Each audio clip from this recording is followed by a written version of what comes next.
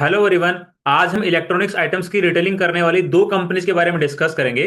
First is Aditya vision limited and second is electronic smart India limited.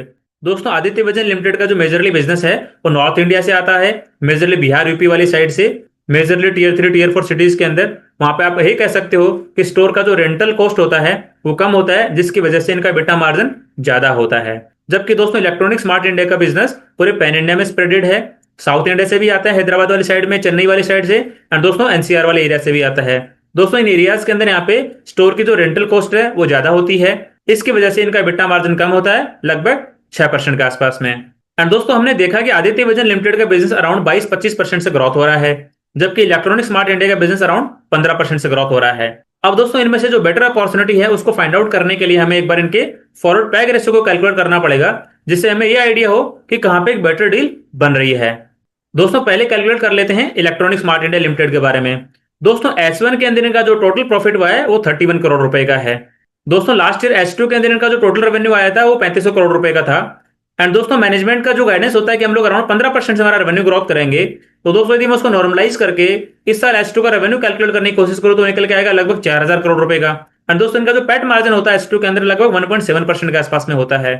तो दोस्तों यदि H2 का प्रॉफिट में कैलकुलेट करने की कोशिश करो तो कितना निकल के आएगा? 4000 करोड़ रुपए का लगभग 1.7%, वो निकल के आएगा आपका लगभग 65 से 70 करोड़ रुपए के बीच में। तो दोस्तों यदि दोनों हाफ के प्रॉफिट को ऐड कर दूं तो टोटल प्रॉफिट कितना बन जाएगा FY26 के लिए?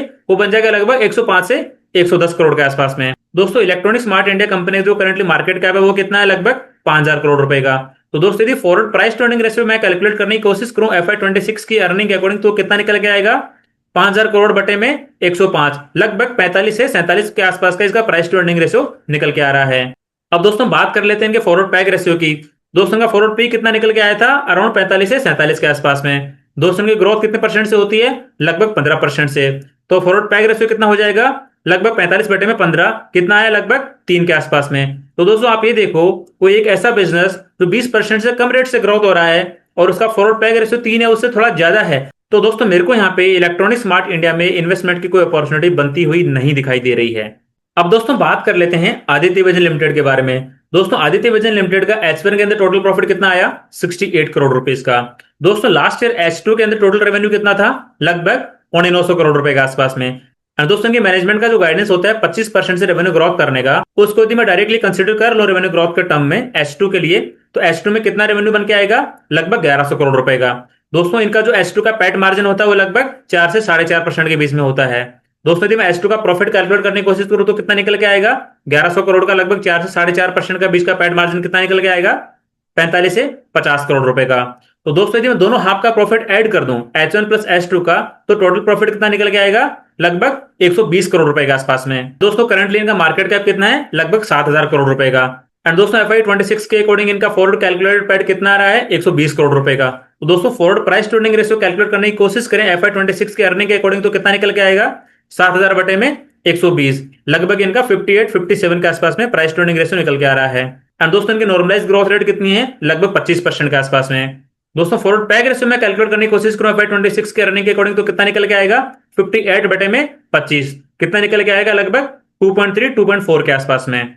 तो दोस्तों आप ही देखो, एक ऐसा बिजनेस जो लगभग 25% की रेट से ग्रोथ हो रहा है एंड उसका फॉरवर्ड पैग रेशियो अराउंड 2.2-2.3 के आसपास में है। तो दोस्तों मेरे को यहाँ पे थोड़ी एक्सपेंसिव डील बनती हुई नजर आ रही है, बिकॉज जो हमारा शॉर्टलिस्टिंग क्राइटेरिया होता है उसके अकॉर्डिंग हमारी जो सेल्स की ग्रोथ है 20% या उससे ज्यादा रेट से होनी चाहिए। और दोस्तों उसका फॉरवर्ड पैग रेशियो अराउंड 1 से 1.5 के बीच में होना चाहिए।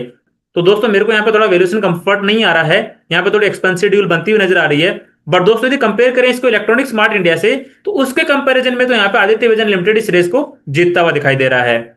दोस्तों ये जस्ट मैंने मेरा एक पर्सपेक्टिव शेयर किया है, मेरी तरफ से कोई स्टॉक रिकमेंडेशन नहीं है। आप लोग खुद की रिसर्च करना, खुद का एनालिसिस करना, उसके बाद में ही डिसाइड करना कि आपको कौन से स्टॉक के अंदर इन्वेस्टमेंट करनी है। एंड दोस्तों यदि आपका कोई डिफरेंट ओपिनियन है या फिर कोई क्वेरी है तो कमेंट सेक्शन में जरूर पूछना। एंड दोस्तों इन दोनों कंपनीज में से कौन सा स्टॉक आपके पोर्टफोलियो में है ये कमेंट सेक्शन में बताना बिल्कुल मत भूलना। एंड दोस्तों यदि वीडियो आपको अच्छा लगा है तो लाइक जरूर करना।